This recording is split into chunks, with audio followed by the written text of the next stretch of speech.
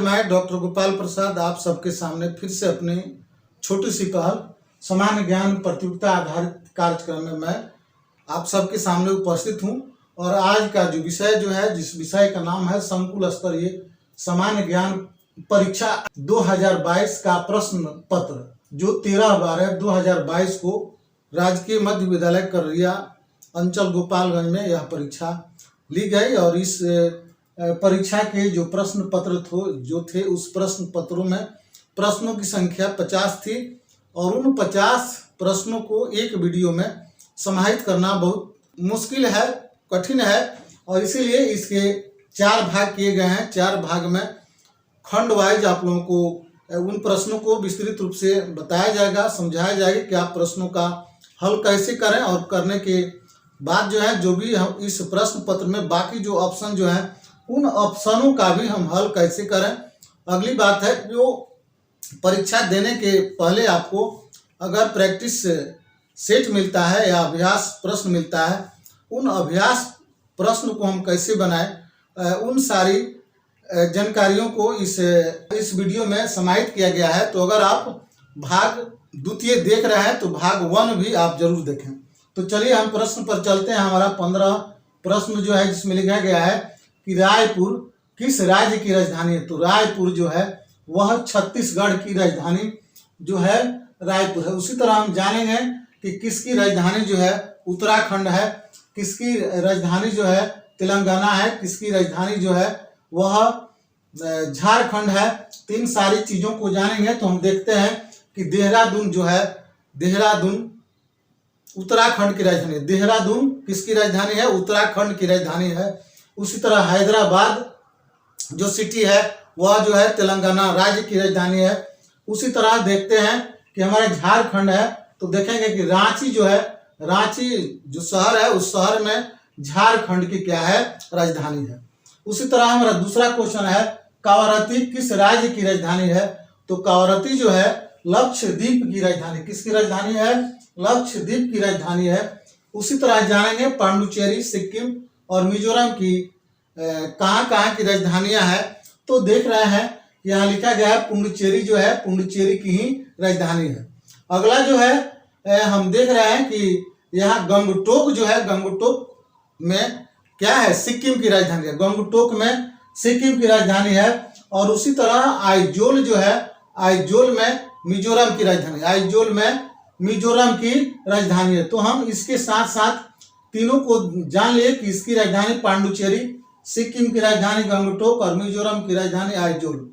अगला सवाल भाप इंजन का आविष्कार किसने किया? तो भाप इंजन का जिस वैज्ञानिक आविष्कार किया उसका नाम था जेम्स वाट।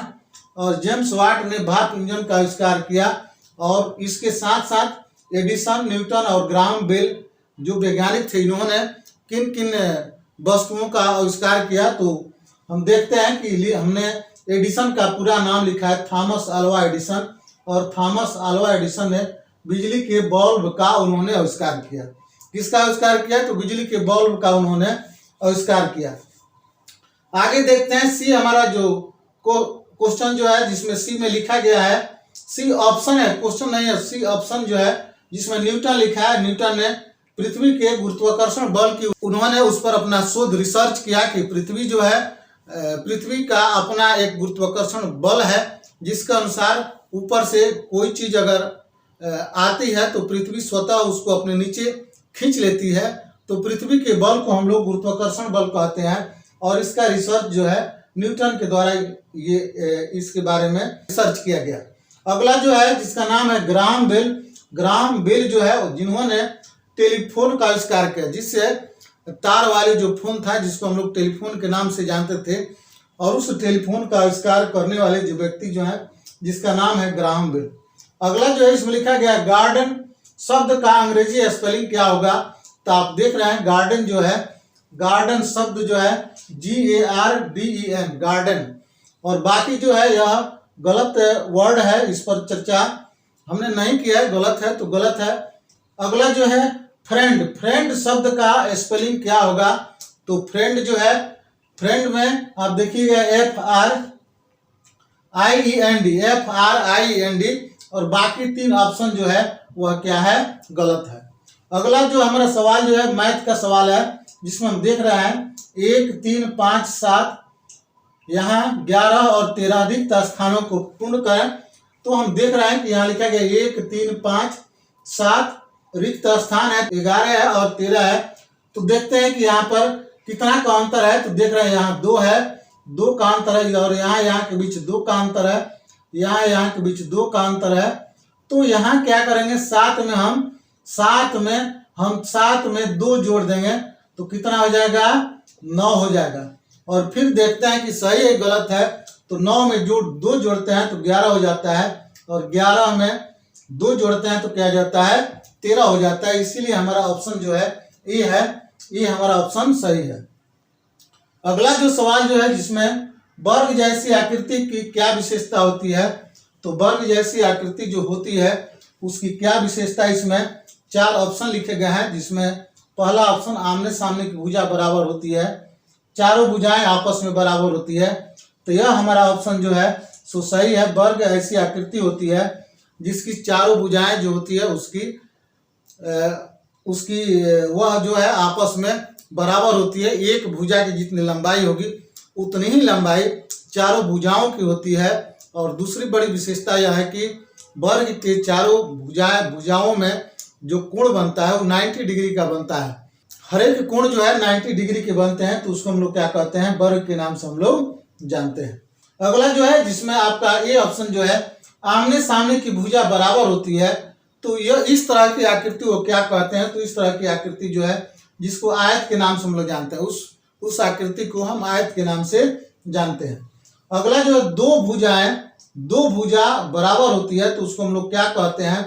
तो जिस आकृति में 2 भुजा बराबर होती है उसे हम लोग समद्विबाहु त्रिभुज कहते हैं। क्या कहते हैं, त्रिभुज कहते हैं, या समद्विबाहु कोण भी हम लोग कहते हैं। उसके दोनों बाह का जो कोण है वो बराबर होगा, और उसके 2 बाह जो है वह उसकी लंबाई जो है वह बराबर होगी। कोई भुजा बराबर नहीं होती है उसे हम लोग क्या कहते हैं, तो विषम बाहु। जिसका हर एंगल जो है वह बराबर नहीं होता है तो उसको हम लोग विषम बाहु या असमान बाहु के नाम से हम लोग जानते हैं। हमारा अगला क्वेश्चन जो है, जो 22 नंबर है, एक रेडियो 500 रुपये में खरीद कर 750 रुपये में बेचा जाता है, तो कितना लाभ या हानि होगा।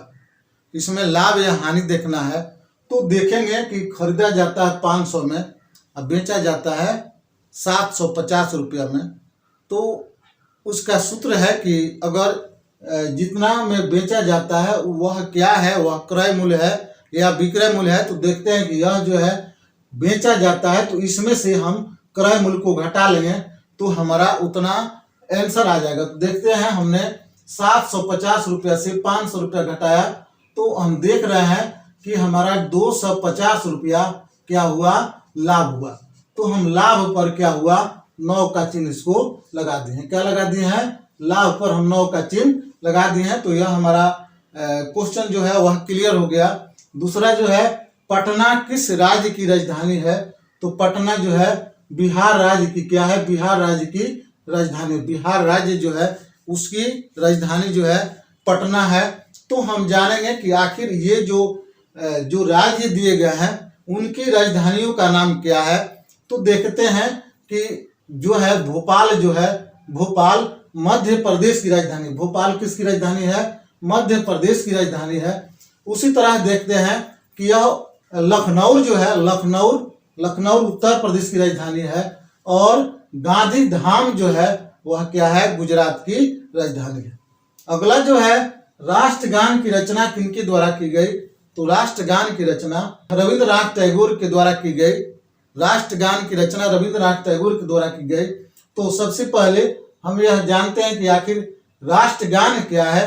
तो राष्ट्रगान जो है, जिसका नाम जो है जनगण मन अधिनायकी जय हे भारती भाग्य विधाता, यह राष्ट्रगान है। और इसके रचनाकार जो थे जिनका नाम है रविंद्रनाथ टैगोर। यहाँ लिखा गया बंकिम चंद्र चटर्जी। बंकिम चटर्जी जो है उन्होंने किसकी रचना की। तो उन्होंने राष्ट्रगीत की रचना की। और हमने लिखा है कि राष्ट्रगीत के बारे में लिखा है वंदे मातरम सुजलाम सुफलाम मलयज शीतलाम सस्य श्यामलाम मातरम वंदे मातरम। यह जो है हमारा क्या है, राष्ट्रगीत है और इसके रचनाकार जो हैं जिनका नाम है बंकिम चंद्र चटर्जी। अगला जो है स्वामी विवेकानंद। स्वामी विवेकानंद की रचना क्या है, तो स्वामी विवेकानंद ने जो लिखा जिसका नाम है, उन्होंने बहुत सारी पुस्तकें लिखी और उन पुस्तकों में प्रमुख रूप से जो पुस्तक जो है जिसका नाम है राजयोग और कर्मयोग, राजयोग और कर्मयोग की रचना जो है स्वामी विवेकानंद ने की थी। उसके बाद यहाँ लिखा गया है प्रेमचंद्र। प्रेमचंद्र के बारे में बताना है कि उनकी रचना जो है प्रमुख रूप से जो चर्चित जो रचना है जिसका नाम है गोदान। क्या नाम है? गोदान जो है वह क्या है, प्रेमचंद्र की रचना है। आगे जो है देखते हैं अगला सवाल जो है बिहार राज्य की राजकीय वृक्ष क्या है, तो बिहार राज्य की राजकीय वृक्ष जो है जिसका नाम है पीपल। क्या नाम है? पीपल। पीपल नाम है। अब जानेंगे कि बरगद, बोधि वृक्ष और नीम जो है ये जो है किस तरह के वृक्ष हैं। तो बरगद जो है, बरगद जो पेड़ जो है भारत का राष्ट्रीय वृक्ष है। भारत का राष्ट्रीय वृक्ष जो है जिसका नाम है बरगद। और निचला जो ऑप्शन जो है बोधि वृक्ष। बोधि वृक्ष जो है बिहार राज्य का राजकीय वृक्ष है। बिहार राज्य का क्या है? राजकीय वृक्ष है। और अगला जो है जिसका नाम है नीम। नीम जो है भारतीय औषधीय एक क्या है, पौधा है जिसे अनेक तरह के औषधि बनाए जाते हैं और इस तरह भी नीम का जो पत्ता जो है इस तरह भी औषधि के रूप में काम आता है। तो इसका आंसर जो है क्या होगा? पीपल होगा। हमारा राजकीय जो वृक्ष जो है वह क्या है? पीपल है। अगला सवाल जो है रामायण ग्रंथ की रचना किनके द्वारा की गई, तो रामायण ग्रंथ की रचना वाल्मीकि जी के द्वारा की गई। किनके द्वारा की गई? वाल्मीकि जी के द्वारा इनकी रचना की गई। तो हम जानेंगे यहाँ तीन ऑप्शन दिए गए हैं, गोस्वामी, तुलसीदास, विश्वामित्र दी और फिर तुलसीदास के बारे में। तो हम जानते भी हैं कि रामचरितमानस की रचना जो है, रामचरितमानस की रचना किनके द्वारा की गई, तो गोस्वामी तुलसीदास के द्वारा की गई। उसके बाद विश्वामित्र संहिता या विश्वामित्र कल्प या और भी ग्रंथ जो है जिसकी रचना विश्वामित्र जी के द्वारा की गई। और तुलसीदास लिखा गया। तो फिर यहाँ भी आप लोगों को यह समझना पड़ेगा कि रामचरितमानस के रचनाकार जो थे जिनका नाम था तुलसीदास, लेकिन पूरा नाम जो है गोस्वामी तुलसीदास है। अगला जो है भारत की जनसंख्या के दृष्टिकोण से सबसे छोटा राज्य कौन सा है, तो सबसे छोटा राज्य जो है जिसका नाम है सिक्किम।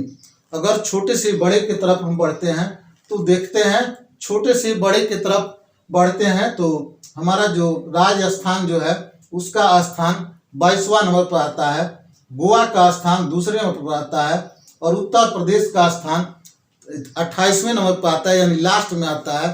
कहने का मतलब है कि अगर जनसंख्या के दृष्टिकोण में सबसे बड़ा देखा जाए तो उसका स्थान जो है उत्तर प्रदेश है। क्या है? उत्तर प्रदेश है।